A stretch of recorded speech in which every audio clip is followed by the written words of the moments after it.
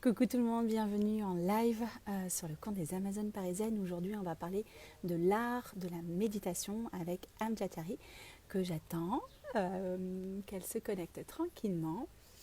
Bienvenue à toutes et à tous. Salut tout le monde. Super, bienvenue sur le compte des Amazones parisiennes. Alors, salut tout le monde. Je vais épingler. Hop, je vais épingler du coup le live d'aujourd'hui de manière à ce que les personnes qui arrivent vont pouvoir savoir de quoi il s'agit. Alors Amiatari, je t'invite du coup à te connecter et à me faire une petite demande et je t'ajouterai qu'on puisse commencer ensemble. J'espère que vous allez bien. Aujourd'hui on va se connecter à la Colombie. Donc on voyage depuis le début de la semaine entre le Sénégal, New York et aujourd'hui la Colombie. Alors, est-ce que tu arrives à te connecter, Amiatari? Normalement, tu as juste à faire une demande d'ajout qui s'ajoute au fur et à mesure des conversations qui se... Voilà, super. Hop, tac, j'ajoute. C'est en cours. Donc, bienvenue au nouveau. Coucou tout le monde. Hey! Voilà. Coucou! Bonjour, Bonjour! coucou. Comment vas-tu? Très bien. Ah oui, je suis heureuse de te voir. Je suis Moi heureuse de aussi. partager ce moment avec toi. Je suis très, très, très, très contente. Moi Donc, tu vas bien? aussi. Très bien. Ici, dans cette Cool. nature magnifique, Ouais. en Colombie. Très Ouais. bien. Ça s'entend Super. bien? Ça se voit Oui, bien? Ok, moi je t'entends d'accord. bien. Et effectivement, merci de le rappeler. Est-ce que tout le monde nous entend bien? Tout le monde nous voit bien? Il n'y a pas de bug? Et s'il y en avait, n'hésitez pas à nous faire un petit message et puis on rectifiera tout ça. Salut Gianlucato! Oh, Gianluca, tu es Bravo! là. Magnifique. Oh, qu'il a Super. Oui, tout le monde est là, la tout tribu est le là. monde. Super, super. Alors, visiblement, tout Magnifique. est OK. Donc, peut-être.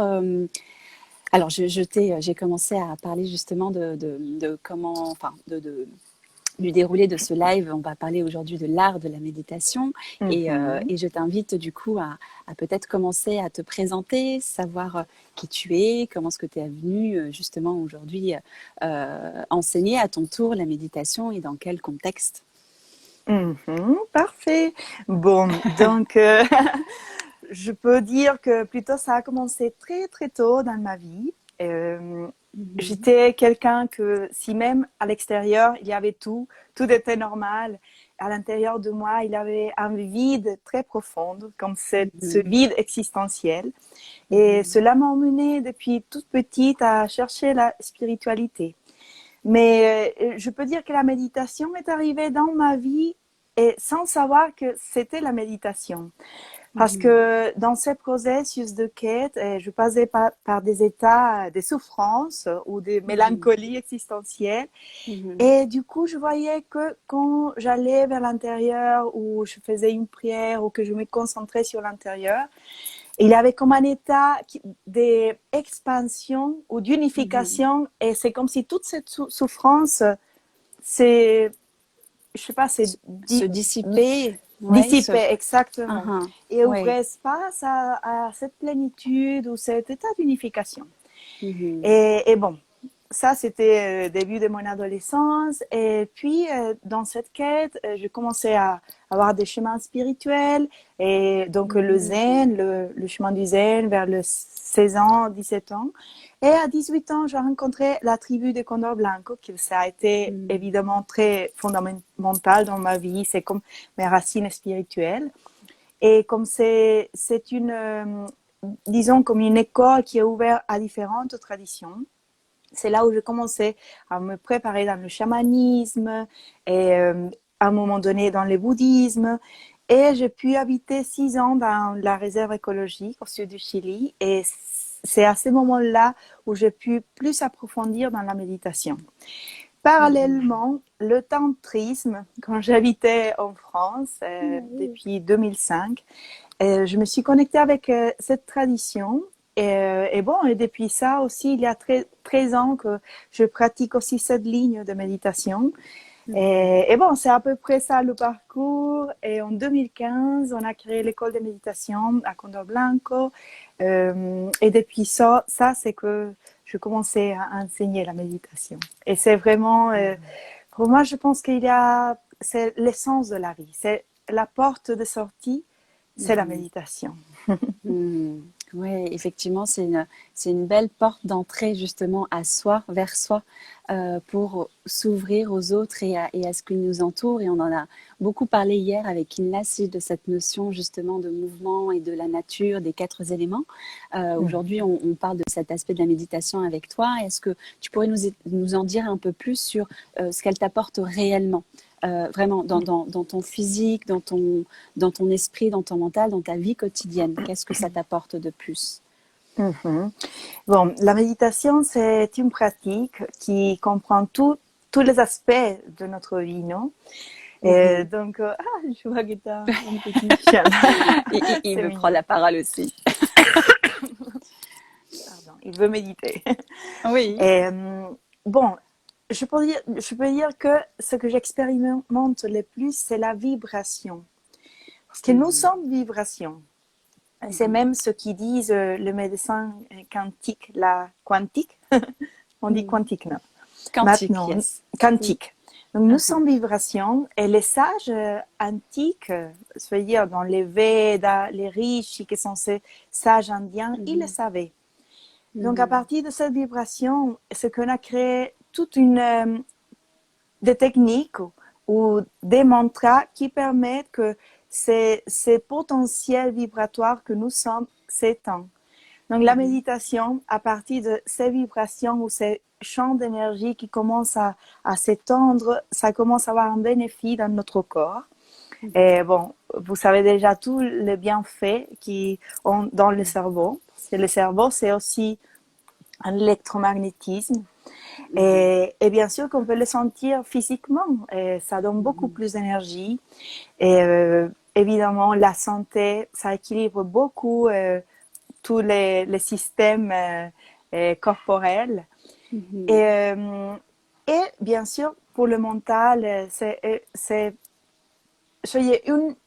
10 minutes de méditation, ça donne un rafraîchissement de l'énergie et du paix intérieur qui ne va pas te donner une autre pratique ou activité. Donc, c'est une détente du corps. Je vois qu'à niveau émotionnel, on arrive à pas s'attacher ou s'identifier avec les circonstances. La méditation permet d'amplifier la conscience et de voir tout plus comme un film où ne pas s'accrocher aux pensées, aux émotions, aux sensations.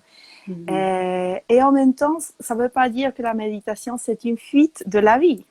C'est justement être connecté à la vie.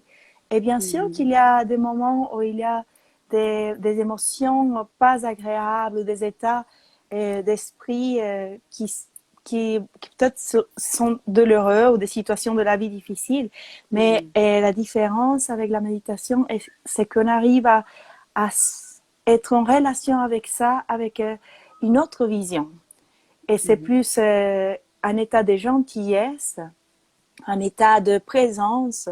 Et quand on est présent à nos propres émotions, à nos propres aspects, je veux dire, qui ne sont pas aimés de nous-mêmes, il y a quelque chose qui se dissout, qui se transforme naturellement, sans être rejeté ou sans besoin de se libérer de ça. Et donc, bon, pour résumer, la méditation, vraiment, c'est un aspect complet. Et bien sûr, c'est la voie de la libération. À chaque fois, on va plus profond dans cet univers énorme qui est la conscience. Ah oh, oui, c'est une sorte aussi d'accueil de ce qui se trouve autour de nous, en nous, à travers la méditation et à travers justement toute cette transformation que l'on que l'on met en place au quotidien, puisque la méditation, on le sait très bien, effectivement, tu as parlé de 10 minutes par jour, mais le corps, lui, a besoin effectivement de routine, bien que le mental déteste ça. Et c'est vrai que d'instaurer une routine quotidienne, eh ben, ça amplifie. Et puis en pratique, c'est comme dans toute pratique d'ailleurs, et davantage avec la méditation qui demande une certaine présence, une certaine rigueur, au fur et à mesure en fait de l'avancement de ce process, il y a vraiment, comme tu disais, une libération, quelque chose qui prend sa place complètement en nous et autour de nous, et on voit les choses différemment avec justement tout cet accueil de ce qui se passe à l'extérieur, mais aussi bien à l'intérieur de nous, parce que c'est souvent une machine à laver, comme je dis souvent, d'émotions, de sensations, de tous ces mécanismes hormonaux et puis tous les systèmes qui se mettent en place, qui sont en reliance constante et qui mettent en place justement voilà, la présence en lumière. En lumière. Et alors, tu as évoqué justement les émotions. C'est vrai qu'avant ce live, on a beaucoup échangé toutes les deux sur cette notion d'émotion. Je sais que tu accompagnes aussi les personnes en visio pour l'instant et en présentiel à travers des consultations. Comment est-ce que ça se passe? Est-ce que tu pourrais nous en dire un peu plus? Oui, bon, moi-même, j'étais une personne très émotionnelle dans la vie. C'est justement où j'ai vu que simplement d'aller regarder la respiration, observer la respiration, ça suffit pas parce qu'il y a toutes ces énergies émotionnelles qui, des fois, nous dépassent.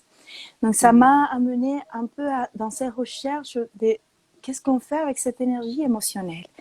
Et du point de vue de la méditation, le tantrisme travaille très bien tous ces aspects des émotions. Tout ce qu'on rejette, et le tantrisme l'accueille.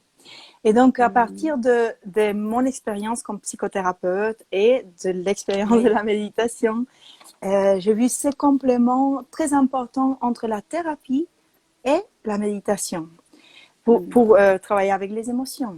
Donc, la thérapie, qu'est-ce qui permet justement d'apprendre à être en contact avec les émotions, à digérer toutes ces énergies qui sont restées bloquées ou refoulées dans notre vie et qu'on n'a pas pu digérer parce qu'on n'avait pas les moyens quand on était petit. Donc, la thérapie permet de faire que ces cycles incomplets se libèrent.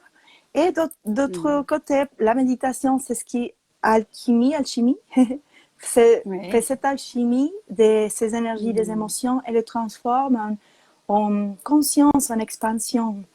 Donc, les émotions sont simplement des énergies qui peuvent être très destructives ou qui peuvent être très créatives et une porte à un état de plénitude et d'expansion.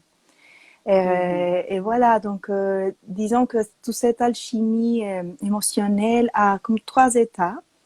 Et la première partie, c'est justement cette libération des émotions ou permettre de soigner notre passé, de prendre notre histoire de vie, ce bagage que nous avons et pouvoir l'intégrer.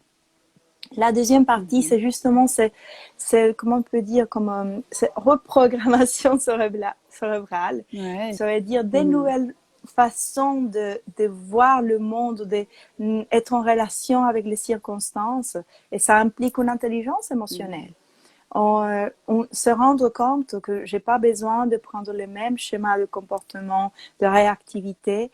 Et donc, c'est comme adopter une nouvelle attitude à travers la conscience, non?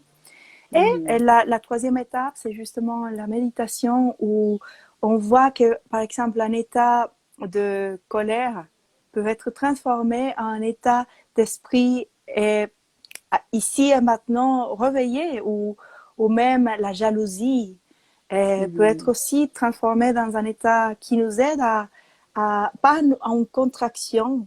C'est l'état du soi individuel qui est contracté, attaché au moi, mais plutôt à cette libération.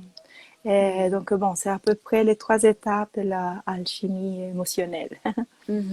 Et ce sont du coup les 3 étapes que tu mets en avant pendant une consultation avec une personne, c'est ça? Oui, plutôt dans un processus. Dans un processus, ok.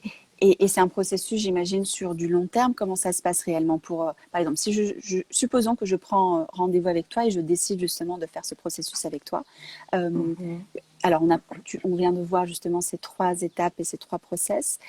Comment est-ce que ça se profile dans le temps? Comment ça se pérennise dans le temps? Pour ma part, si Mhm. je décide de prendre rendez-vous avec toi, comment ça se passe? Mhm. Ça dépend de chaque personne, parce Mhm. que normalement, j'ai un programme de 8 séances où on Ok. voit comme à peu près on ferme un cycle. Mais bien sûr Mhm. qu'il y a des gens qui ont des situations plus complexes ou qui ont besoin de travailler plus profondément dans certains aspects et ça peut durer bien sûr un peu plus de temps.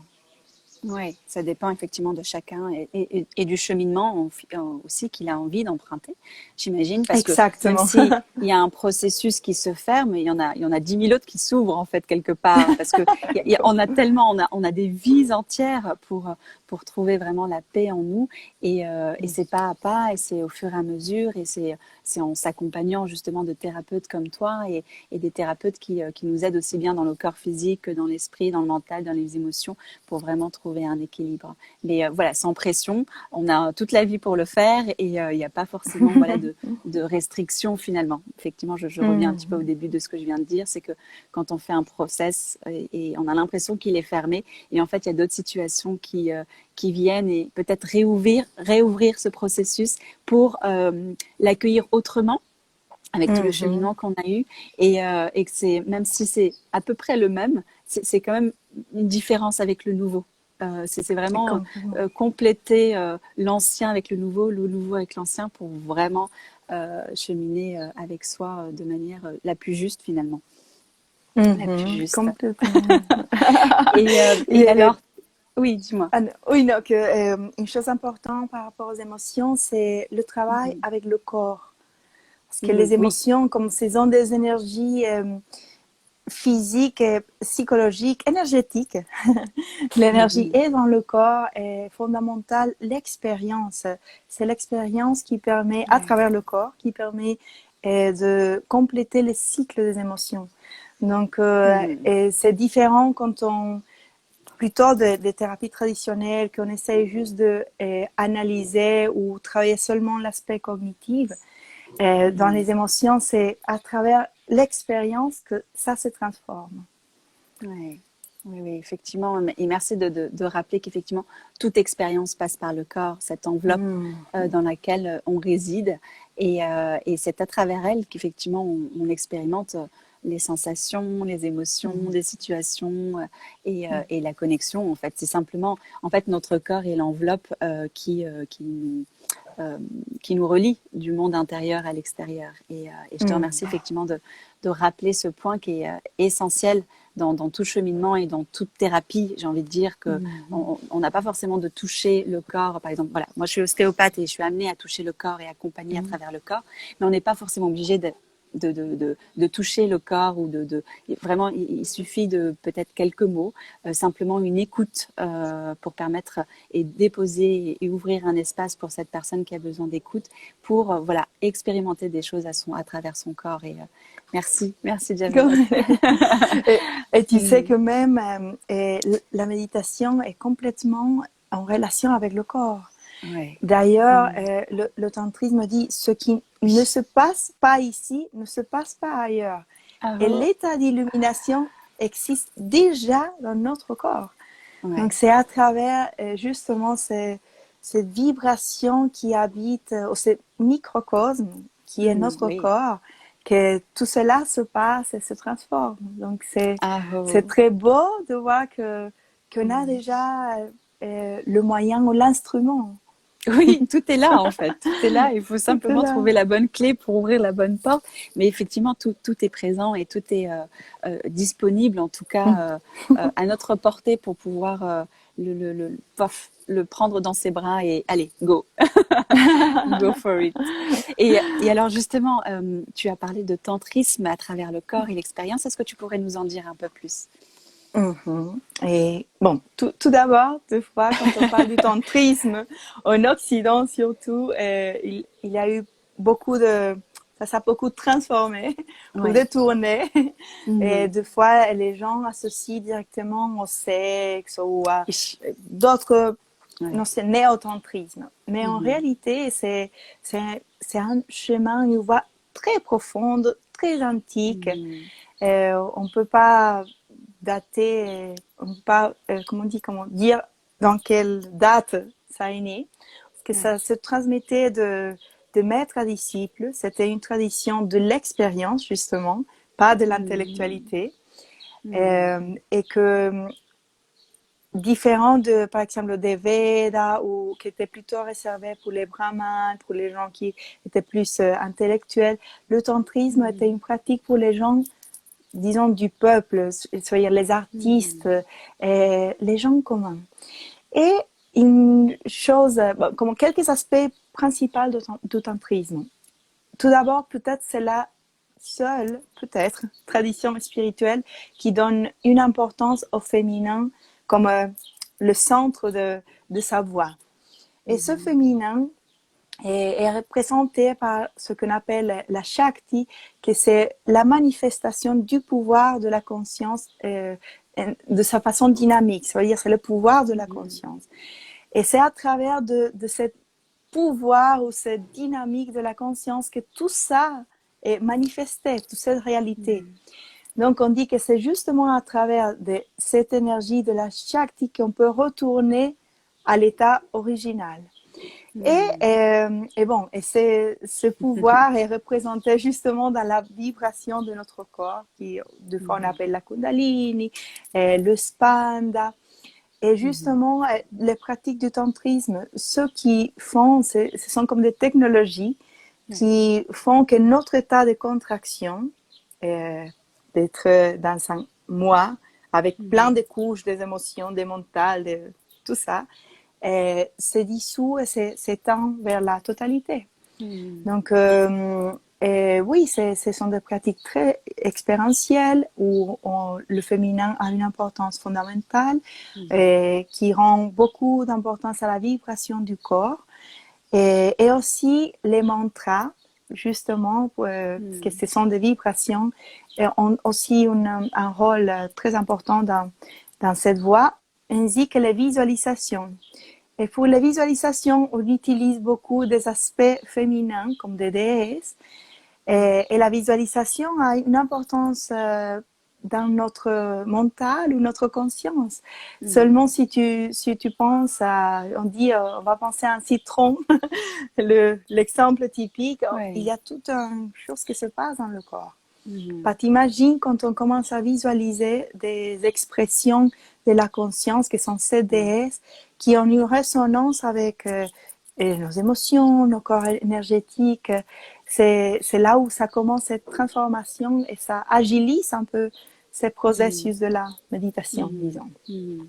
Et donc, oui, pour résumer, le tantrisme est le rôle de la femme. Et même dans cette voie, la femme en soi, physique, a aussi des rôles importants. Ce sont des femmes qui font des transmissions ou des initiations, différentes d'autres traditions où le patriarcat, Patriarcat, patri- oui. oui, le Oui. patriarcat est là et ce sont Oui. les hommes Oui. qui sont les leaders spirituels. Non, Mhm. ici, il y a une égalité dans cette énergie. La femme a Mhm. son lieu aussi. Mhm. Et bon, la vibration est essentielle et la place du corps. Il n'y a pas une division entre le corporel et le spirituel. Tout le Mhm. contraire, comme je te disais, le corps est la voie pour cette expansion ou élévation spirituelle. Mhm. Mhm. Et bon, je pense que ce qui caractérise le tantrisme, c'est que il n'y a pas un rejet de cette réalité plus humaine ou mondaine. Tout le contraire, tout ça, Mhm. c'est une porte aussi au divin. Donc, c'est une voie du non-rejet, mais de l'acceptation Mhm. totale. Ah oh, c'est super, c'est très beau. Merci en tout cas pour toutes ces Mhm. explications. Et alors, est-ce que dans tes consultations, tu proposes justement des disciplines à travers la lignée du tantrisme? Comment est-ce que tu l'intègres justement déjà dans les consultations et puis dans ton quotidien? Peut-être aussi nous Mhm. parler, et on en parlera un peu plus en détail au fur et à mesure de ce live, de l'école que tu as créée de méditation et de comment est-ce que tu accompagnes justement en groupe toutes ces merveilleuses personnes. Alors, est-ce que justement tu mets en rapport dans tes consultations des disciplines de tantrisme? Mhm. Et oui, j'ai une consultation qui s'appelle Mandala de l'être, que c'est une séance en Waouh! réalité. Donc Rien que là, le on nom, voit, ça donne envie. là, on voit trois types de mandala. Le premier, c'est Mhm, plus chamanique. mhm, Donc, c'est avec les quatre directions, les saisons à l'intérieur de nous. Donc, des fois, on est mhm. dans un processus d'automne et on est en train Ouais, de laisser faire ou de se ouais. purifier. Et il y a Mhm, un moment d'été, bref. Et le deuxième mandala, c'est le mandala des émotions. Et là, c'est lié au tantrisme. Parce que dans le tantrisme, et c'est très intéressant comment ça lie avec les émotions, il y a 5 familles énergétiques principales. Et chaque mhm, famille a une émotion qui est comme on va dire la névrose, ou ouais. le venin dans lequel on reste attrapé dans cette Mhm, contraction. Mais mhm, et c'est à partir de cette même énergie qu'on peut trouver la sagesse ou la même libération.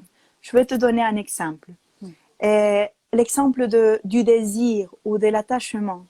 mhm, C'est une émotion ou un état intérieur qui nous peut faire souffrir beaucoup et que mhm, l'être humain ouais. expérimente beaucoup.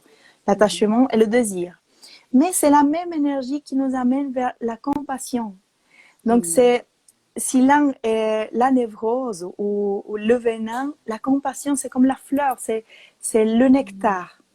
Et mhm, donc, toute émotion peut être transformée. Et donc, il y a 5 familles et chacune a sa névrose, son énergie de libération. Donc, on voit ça mhm, dans ces deuxièmes mandats-là. mhm, Et par quelle de ces énergies ou familles ont ces déséquilibres ou quelle émotion. mhm, Et là, il y a comme des pratiques qui aident à rétablir l'équilibre. Et le troisième type de mandala, c'est justement avec les mhm, déesses. Et c'est à partir de là, comme de cette fréquence que la personne, en ce moment, est en train de travailler, que je donne une pratique de méditation, soit avec un mantra de visualisation ou mhm, respiration, que va aider à s'intoniser ou aller de la périphérie vers l'être. Donc mhm. ça, c'est la consultation mandala de l'être. Donc oui, on intègre un peu de tantrisme là. Ouais, ouais, super, merci infiniment. Et je vois que Gaïa Ali me dit qu'Enissa l'a fait. Alors, tu vois, je ne le savais pas du tout. Donc, Oui, bien sûr. et alors, juste pour petite info, Enissa est ma grande sœur. Et effectivement, ce chemin spirituel, nous l'avons cheminé ensemble avec mon frère qui a commencé, après ma grande sœur, moi et ma Mm. petite sœur pour ensuite froum, emporter avec nous nos parents. Donc, on est vraiment une famille issue d'une religion musulmane et pourtant avec un grand esprit. Et je remercie mes parents, je remercie mon frère et mes sœurs de nous ouvrir en tout cas et de me permettre aujourd'hui de en fait, on Mm. se permet les uns les autres d'ouvrir ce chemin spirituel de le vivre en famille, c'est juste extraordinaire. Donc voilà, petite anecdote avec Enissa Magnifique. qui visiblement l'a fait. Donc je vais l'appeler tout à l'heure pour qu'elle m'en dise un peu plus Bien et sûr. de connaître justement son processus effectivement qui est, Mhm. j'imagine, complètement différent si elle devait le refaire aujourd'hui. Tu vois, enfin, euh, Bien sûr, on est quand tu dans le des fais à moments une différents. c'est ça, c'est ça. Et c'est ça qui est beau, c'est complètement en mouvement et ça ne s'arrête jamais. Et c'est ça qui fait la beauté de la chose et qui fait Exactement. qu'aujourd'hui, on peut travailler de ça tous les jours, pendant toute une vie. Toujours. Et c'est trop beau, c'est magnifique, ça s'arrête jamais. Exactement. C'est jamais pareil. Il Hmm, n'y a pas un point fixe c'est ou un ça. point d'arrivée. C'est Hmm, la danse de ce ouais, découvrement ou oui, de ouais, surprendre tout ce on redécouvre de soi-même moment en moment. ouais, C'est magnifique, c'est une c'est danse. ça. Il n'y a Mais pas oui, un point oui, fixe. Ça y est, c'est ça. j'ai atteint. Oui, non, on Non. n'y atteint pas. Même si on se réincarne et réincarne, il y a tellement de choses encore à apprendre et à expérimenter. Et c'est ça qui est beau et merveilleux dans le cycle de la vie finalement. Ça s'arrête jamais. ça s'arrête jamais jusqu'à l'illumination, mais ça encore, c'est un autre sujet. mais encore, dans l'illumination, j'imagine qu'il y a aussi des choses à expérimenter. Mais voilà, mais cool. Merci infiniment Gaëlle pour cette petite info et je vois des très très belles, très beaux messages. Merci infiniment à tous et à toutes. Et je voulais justement que tu nous parles un peu plus de l'école de méditation. Que d'ailleurs on a fait entre frères et sœurs avec toi à Paris, avec Gaëlle et Lobna qui vient tout juste de se connecter. Aho, tout le monde est là, c'est super. Lobna, yes. Bisous, Lobna. Et est-ce que tu peux nous en dire un peu plus justement? Merci.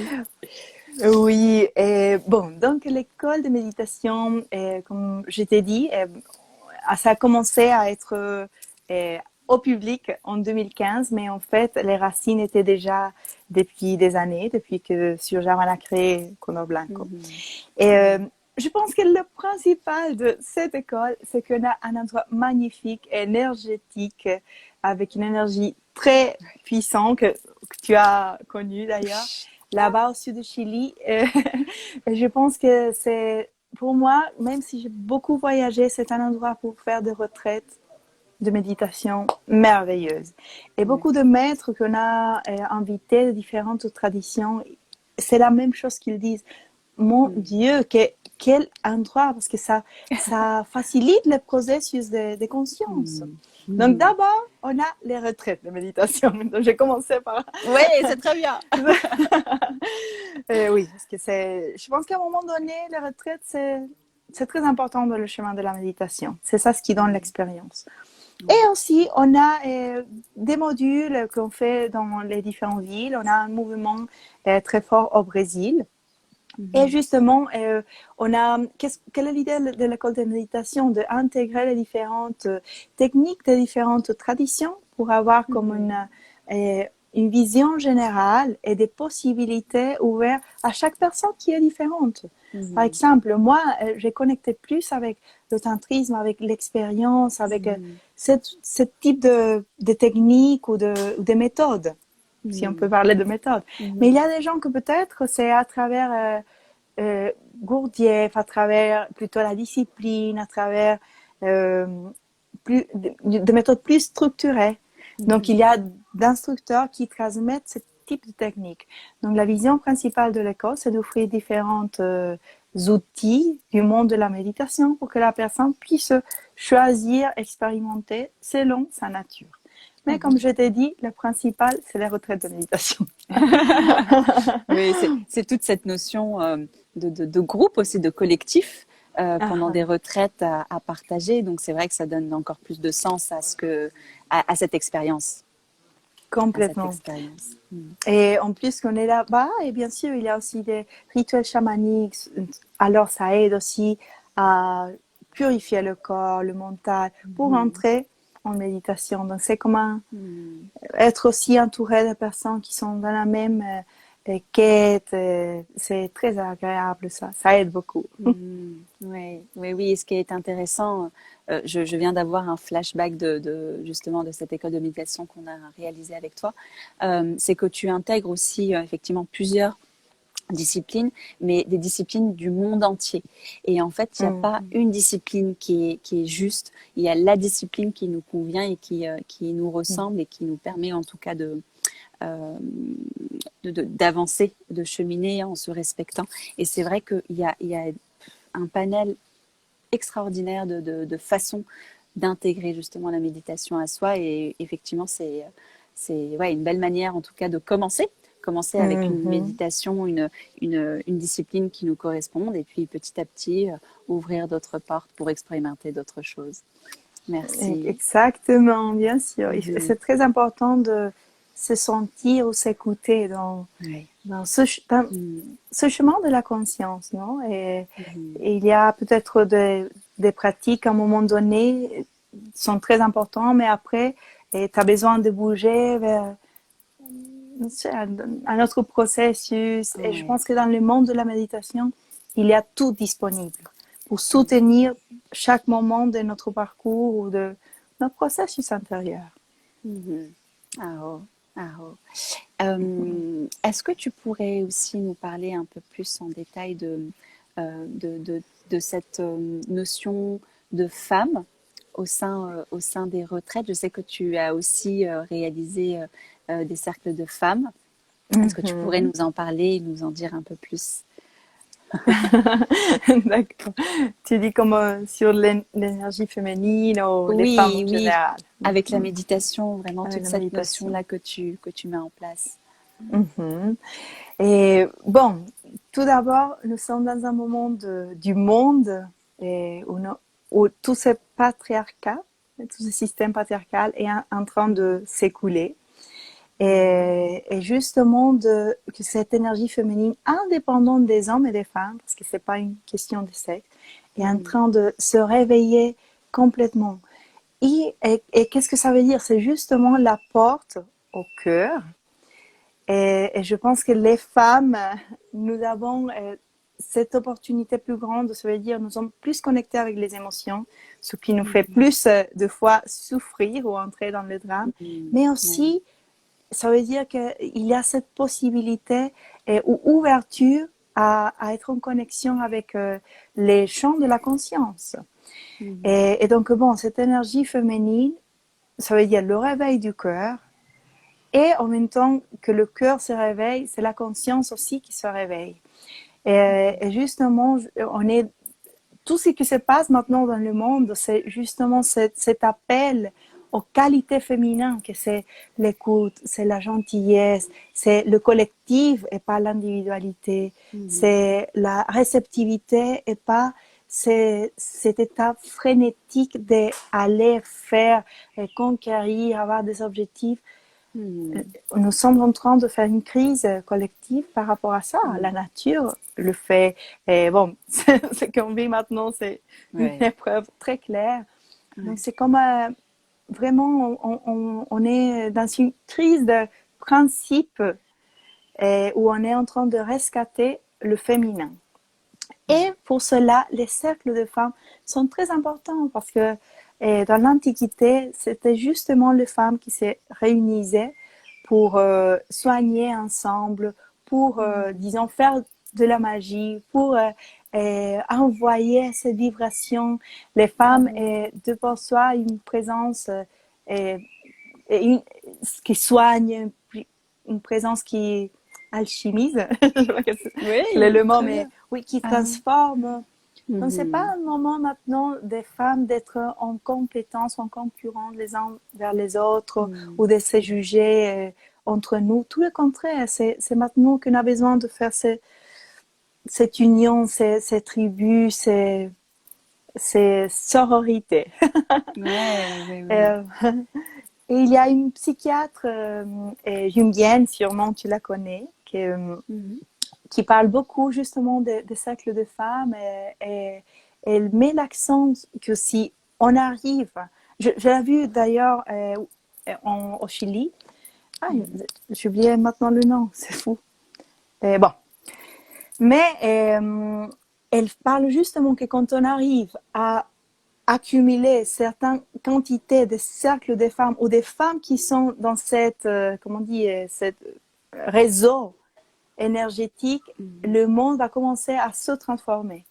Donc, je pense que les cercles de femmes, c'est un mouvement très important. Et je suis très contente de cette Amazone parisienne qui se réveille, qui ouvre espace à toute cette sagesse et pouvoir féminin. Et que je dis, et j'emphasise, c'est pas contre les hommes, ça inclut les hommes. C'est pas un truc du sexe féminin, c'est l'énergie de la planète, en fait. De l'univers, oui, et du divin qui est en chacun de nous, finalement, puisque même en tant que femme, on a cette polarité homme-femme en nous, et l'homme est pareil, il a ce côté aussi féminin et masculin, et c'est de s'unir, en fait, effectivement, de connecter toutes ces énergies pour un monde meilleur, pour un demain qui soit plus pacifié, plus souple et plus fluide finalement, plus harmonieux. Complètement. Plus harmonieux.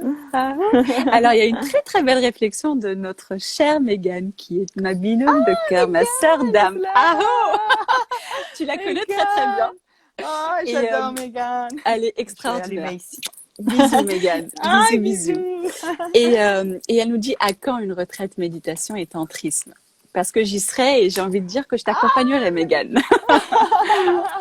Écoute, quand vous voulez. On attend que Grave. cette quarantaine passe et c'est magnifique parce que vraiment, on a avec seulement les déesses, les mantras, les vibrations, c'est un univers magnifique et vous allez aimer. Et d'ailleurs, j'ai Grave. ici mes petites quelques. Bon, je n'ai pas ici tous mes outils, mais je vais vous Waouh. montrer aussi Oh. de la perspective du tantrisme, comment c'est intéressant qu'on peut intégrer différents aspects du féminin.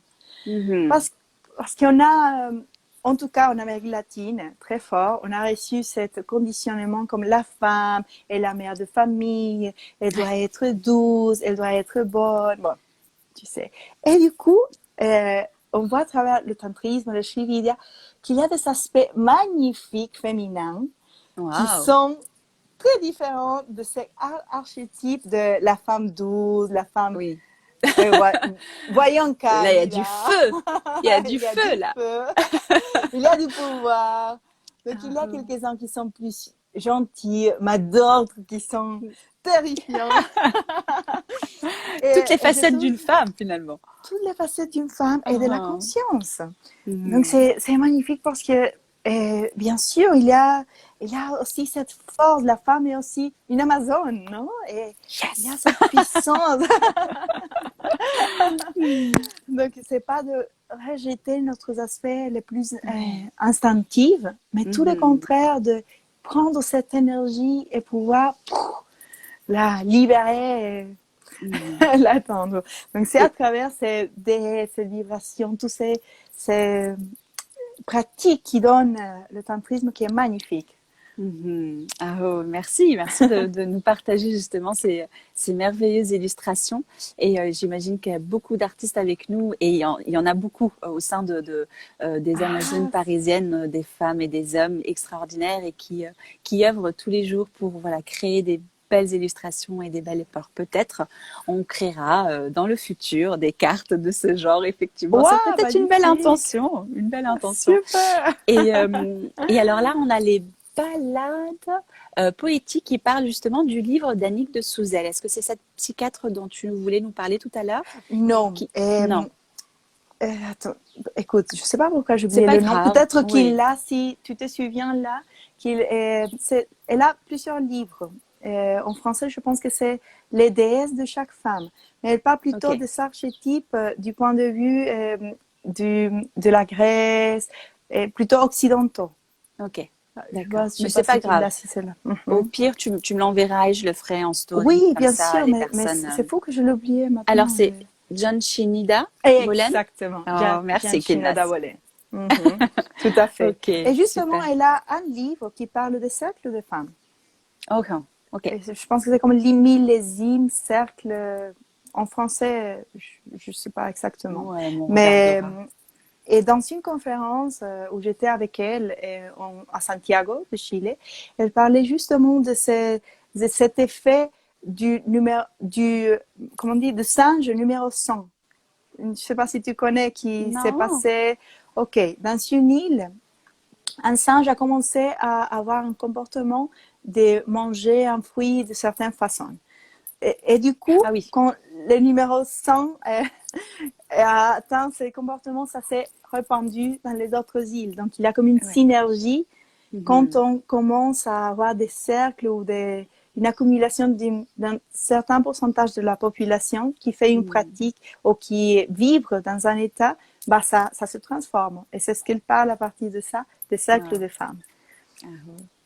Ah, oui, super. Et alors, Kinla, c'est peut-être, alors, on parlera en privé à Ah, Miatari, peut-être de nous donner, ou même avec Kinlassi ou Gayali, de cette liste justement de livres intéressants qu'on pourrait partager avec toute la communauté des Amazones parisiennes de manière à avoir une petite bibliothèque en ligne, de manière à mettre à la lumière du jour tous ces merveilleux livres qui qui t'ont accompagné et qui, j'imagine, ont accompagné de nombreux et des millions de femmes.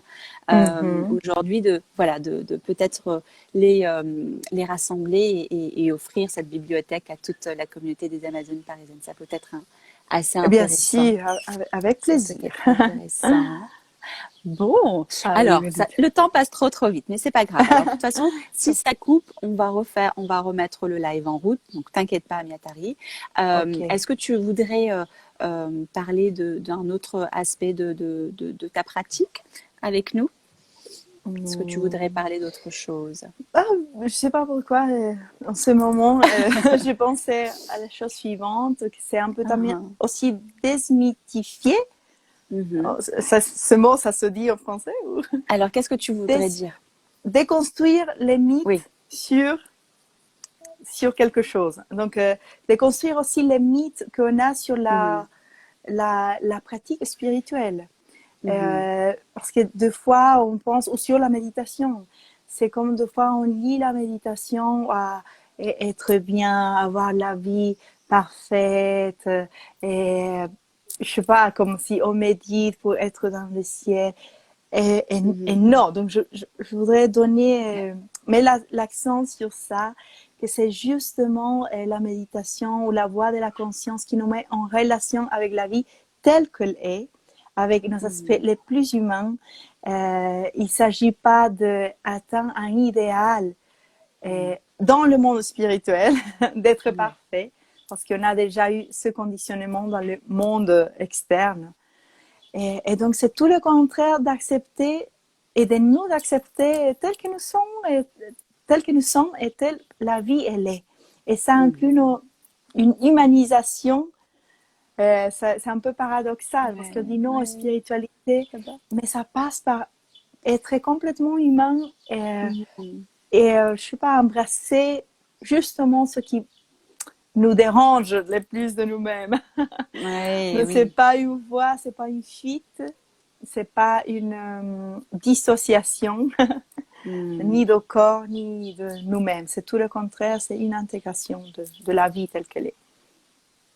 Aho, merci infiniment de rappeler qu'effectivement, il n'y a aucun challenge ou une culpabilité à avoir à l'idée de ne pas réussir à faire telle ou telle chose. Laissez-vous du temps et comme tu dis, Amiatari, d'embrasser justement ces ombres pour les mettre à la lumière du jour et qu'elles puissent s'exprimer comme elles doivent être exprimées. Et je te remercie qu'effectivement, on se met souvent la barre assez haute alors que ça vient quand ça vient et ça part quand ça part et c'est OK.